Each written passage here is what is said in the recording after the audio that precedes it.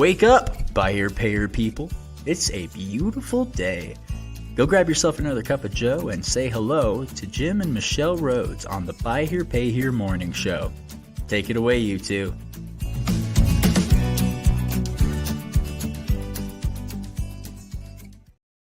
Oh, good morning, everybody. You have some sleepy hosts. Yeah, we're kind of a little maladjusted this morning, we'll say. And well, we made it back home. Made it back to the studio from Ensenada. Ensenada.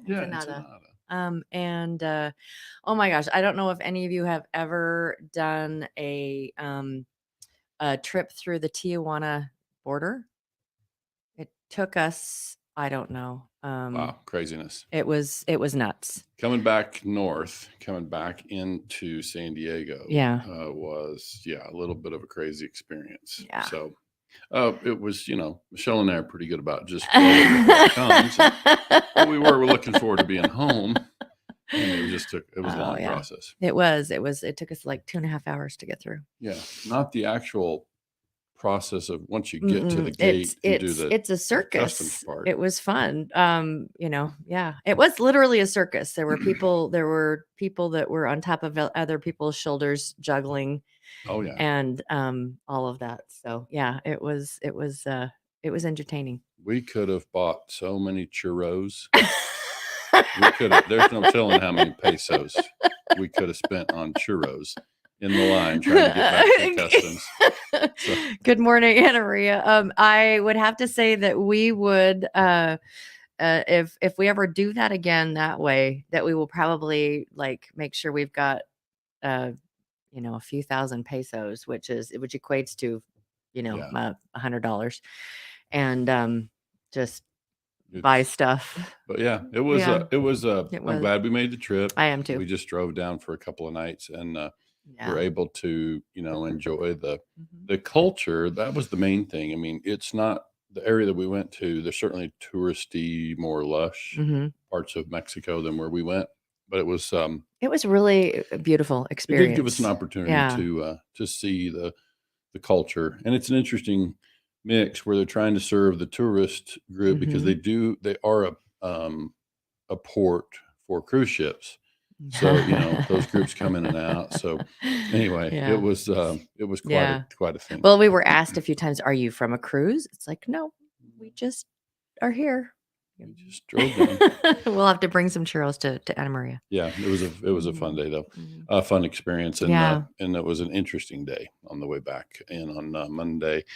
So, and then I spent the night in California and then on back last night. The rest of the way through last night. So we rolled in late and we're and here. We are. Yeah. So we're sitting down at microphones and Michelle's like, so what's the topic? Well, it was funny because we were like having coffee because we do that every morning. And Jim looks at me and he goes, none of the podcast studio is set up. Dang it. Okay. That's not what she said, but she softened it for the morning show audience. But we had to hustle and get set up. Yeah. Had taken all of our equipment to San Diego and had not yet unpacked. It traveled with us. And let me tell you, border crossing on the way in, they were like, what's that? Yeah. It's studio stuff. I think we mentioned that our last podcast. Yeah, so we can get down to our topic, which is it's going to be fairly brief today because the topic is one that we try on this show to not bring stuff that's not provable or that we can't get to some real data. And this is one where you're really just not going to find much data, but we're going off of information that you hear from dealers. We've heard dealers talk about this thing about being able to force a customer into a particular car. That's really where it comes from. We'll hear dealers out there on social media threads saying, because of this customer's qualifications, they will go back to the customer and say, here's the car you can buy. This is buy here, pay here. You don't get a choice. Here's your car, And while we certainly understand there are going to be some situations where income is limited to get to a payment ratio, we may have a short list of available cars. But I think the question becomes, how much, and we hear dealers say, at least express verbally, that they feel like some pride of ownership translates into the customer's commitment.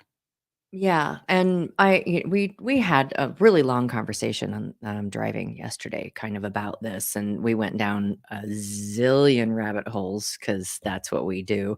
So Jim's going to have to make sure I stay on track. Oh boy. Oh boy, it's right.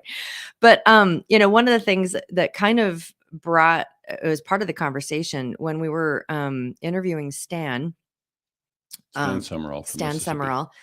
I Jim and Stan don't really know each other very well. That was the first time they've met face to face, and no, second time. Second just time. Didn't get a chance to spend any time. Okay. First time. The Stan kind of walked us through their process on the lot, and it's so similar to what Jim did on his lot, and what we teach. Or what we coach dealers getting into the space or whatever to do, and it's first off, it's not about the car. It's about that when they land or they come on the lot, it's like, hey, how are you doing? We're so glad you're here. Have you heard about us? Or how have you heard about us?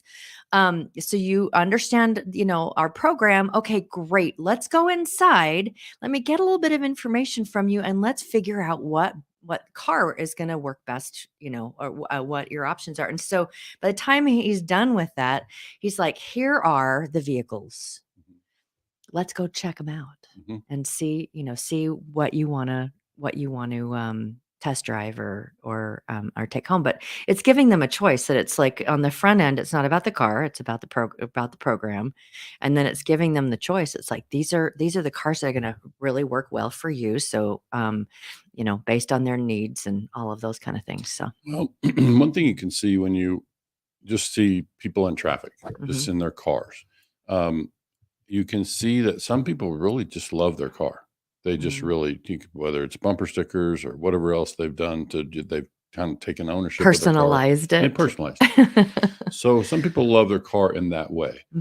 Others, it's just a machine to get me back and forth to work. So I can't speak to this. I can't say for sure, but really what we wanted to break down today was this matter of, if a customer is pigeonholed into one particular car, just being really extreme about it. If you just had one choice, and so this is the one and only car that we'll finance for you, I mean, what's the likelihood that feels very bonded to that car or very loyal to that situation? Well, and we were talking about too yesterday how, we already have this tension between a dealer and a customer. They know that they're poor credit and that it's a gamble, or is this person going to finance me or not? And so there's already that level of friction between a dealer and their customer. And as a dealer, if we, especially as a white hat dealer, part of our goal is to make them feel as comfortable as remove as much of that friction as you possibly can, and to make them feel like they've landed in the right place, and that these are people that they can work with and know and all of that. And so when we choose a car for them, it's just like adding another layer of friction, and it turns people into more of a victim in a way. Yeah, and it sounds a little to me like disrespect.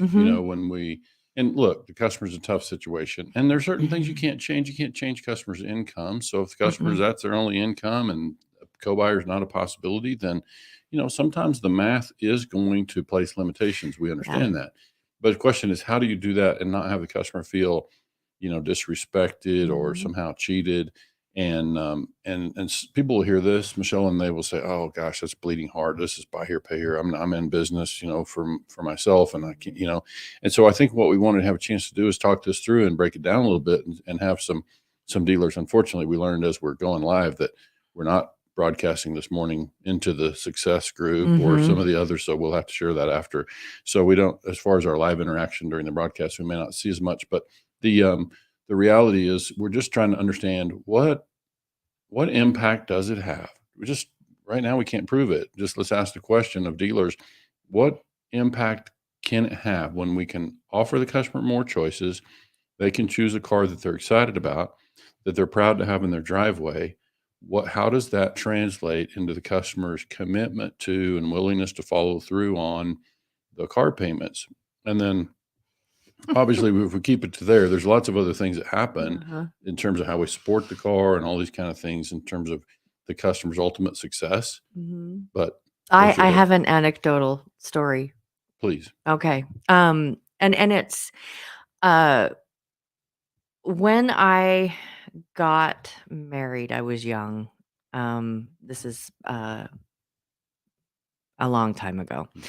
And my mom took me to go pick out a wedding dress. And, I'm an adult. Mom's paying for the wedding dress.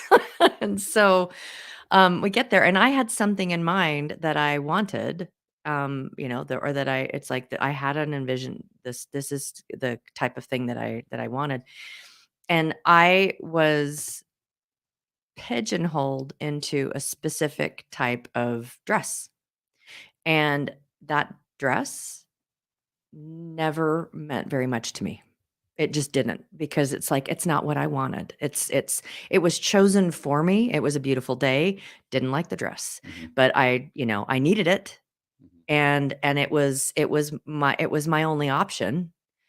And it held a little bit of heartburn to me, for quite a while. I mean, towards not that I was angry at my mom, but it was just like, I felt like all of my choice had been taken away, because they, their reason was, it's not bad credit. It was, you're young. And so you don't get to choose. And we know better. And it caused, just a level of heartburn. I never really loved that dress. Right. And, it's obviously, I'm not going to put on the dress and drive it around town and stuff. Yeah. But it's like when you let someone choose, it's one thing to say, here's your budget. Here are the dresses you can choose from. Then it's like, it's their choice. I didn't even get that choice. I was like, this is the dress. It's like, I don't like it. Well, those other ones are not. They just aren't good for you. So this is the dress that you need. You might be able to afford the other ones, but that's just, this is the thing. Sure. And I would just say, in our car industry, one of the things too that's an interesting kind of balance is, I'm the same guy who's telling dealers, look, are we running with too much inventory? Do we have too many dollars tied up in inventory? Is it really about selection? So to be clear, I want the customer to have some choice and some selection. We don't need to have the kind of selection that a 50 franchise cars or a to retail choose dealer from. would Yeah. have. So, yeah. So what color is seats? Yeah. Yeah, certainly some choices within the price range because it's mostly financially driven. So, and look, I also get it's tough to buy cars in certain price ranges right now. So it's tough to satisfy that thing. But I'm simply suggesting that dealers tell us again and again that when the customer has pride of ownership, that they will, follow through. And we don't have to know how that works for a buy here, pay here customer because we're consumers ourselves, and we can see how that would look or feel from our perspective and how it would impact our commitment to, the car that we have. One of the things, again, Stan, when we spoke with him, that I just really respected how he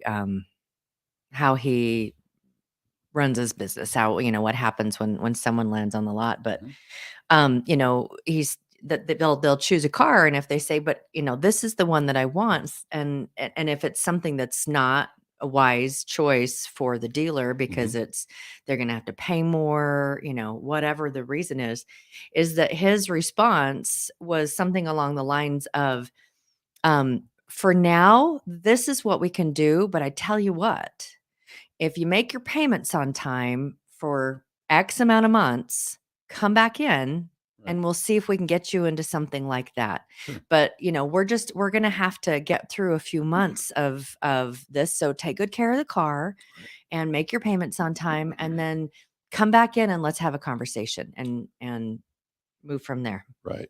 Yeah.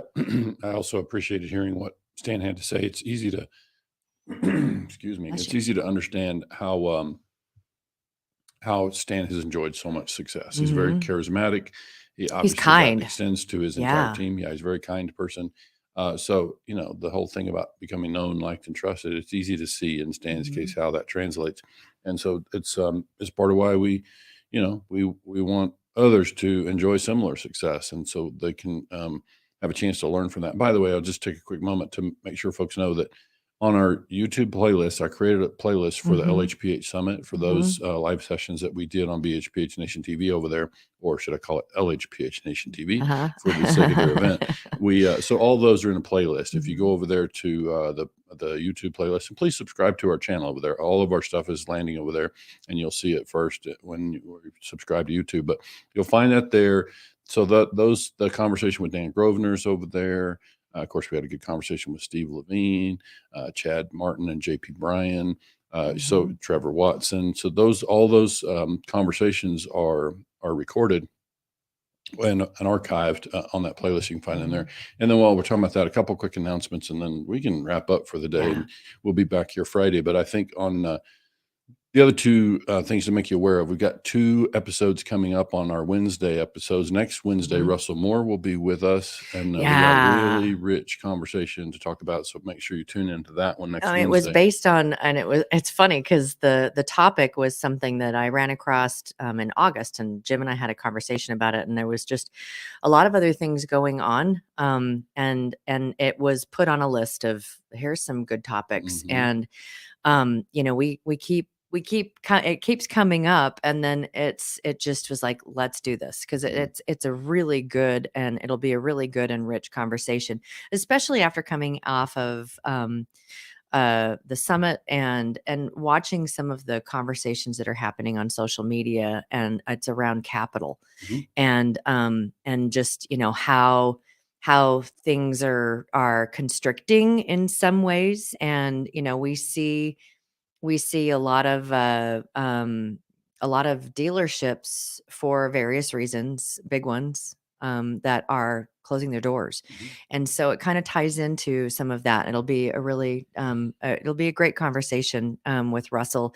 And it was based on a thread that came out of the boardroom. Yeah, BHPH boardroom Facebook group. So that was, and that's a good one. We heard, we're hearing, and we heard at the summit, different references to lenders withdrawing from the space. So we know that happens in periods like ours and in certain economic climates.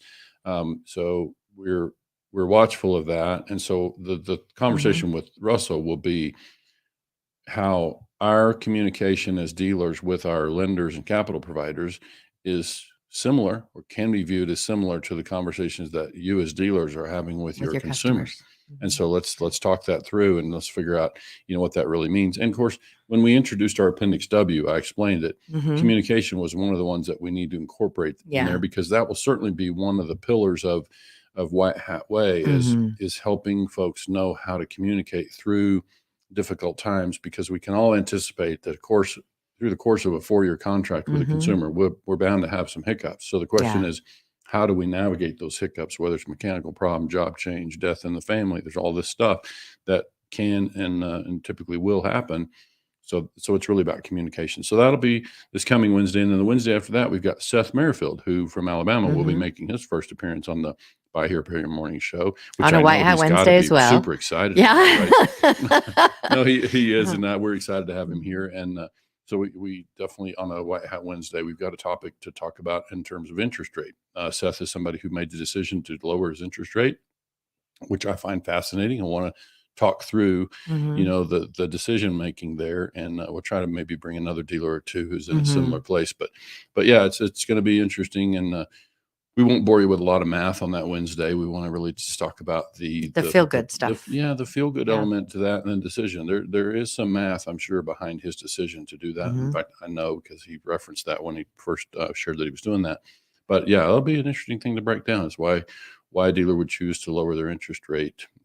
Well, and we've asked dealers just kind of point blank before, if you could move your needle of repos and on payments, delinquency, move the needle like 2%, 3%, and you were experiencing, a stronger portfolio, would you be willing to shift that to your consumer? And it's been it's been beautiful. The response that we've gotten from those that we've talked to is like, yeah, we first need to make sure that our bills are paid and that we're able to do the things and, run a successful business. But yeah, let's help the consumer. And, it's not taking anything out of our pockets necessarily that wasn't there, or that was there a few months before, or a year before, when you until you started making some shifts in your business model that's helping them be more successful. So right. Yeah, and I think choice comes up for us in other areas. I'm all the time working with clients and urging them to provide the customer the choice. I think our ability to connect with consumers has a lot to do with our ability to adapt to meet them where they are. So often if you think about the CRM side or the lead management and conversations that we have with customers, I'm always encouraging our clients why don't we create a scenario where the customer can choose? Do you want to choose a car first and then figure out the financing, or do you want to apply for financing and then we'll choose from cars? Yeah, with understanding if you choose a car that we can't get financed, that's kind of disappointing. So let's figure out. But really, I'm showing respect to the consumer just by saying, which would you prefer? Yeah. Like, I'm going to try to make it the experience that you're looking for, which is what in business, what we should all be doing. We're going to increase our chances of connecting with consumers when we don't force them through, a gauntlet that is our design. And I think when we've got more flexibility around that, we have a better chance to connect with the consumer. So that's my biggest motivation there. One is to show respect to the customer, and two is to create a better experience for them in doing so. And so we know that's a possibility. And so we're just always trying to create that that choice for the customer. And then there will come points where we have to steer the customer, but generally speaking, I want to be able to provide them choices. And so to me, Tana, the crux of when people feel like they don't have choice, it's a very different experience to the experience they have when they feel like they do have choice. Yeah, and we want to make sure that our consumers have a good experience, and part of that is give them a choice. Give them choice in how they want to proceed. The customer at the end of the day is paying for the car. It's not like we're gifting them the vehicle. They're paying for it. So let's make sure that we can offer them as much choice as we possibly can. But I think that's it for today, hon. We can wrap up there. Hey guys, thanks so much for joining us on Wednesday. I look forward to putting the rest of our studio back together again. Although when I see you guys on Friday, I will be on the road. Actually, I'm heading up to Seattle for a friend's some stuff with my mom and my brother. So we'll be in different places, but I will see you on Friday. So all right, guys, thanks again. Have a great Wednesday. Have a great Wednesday.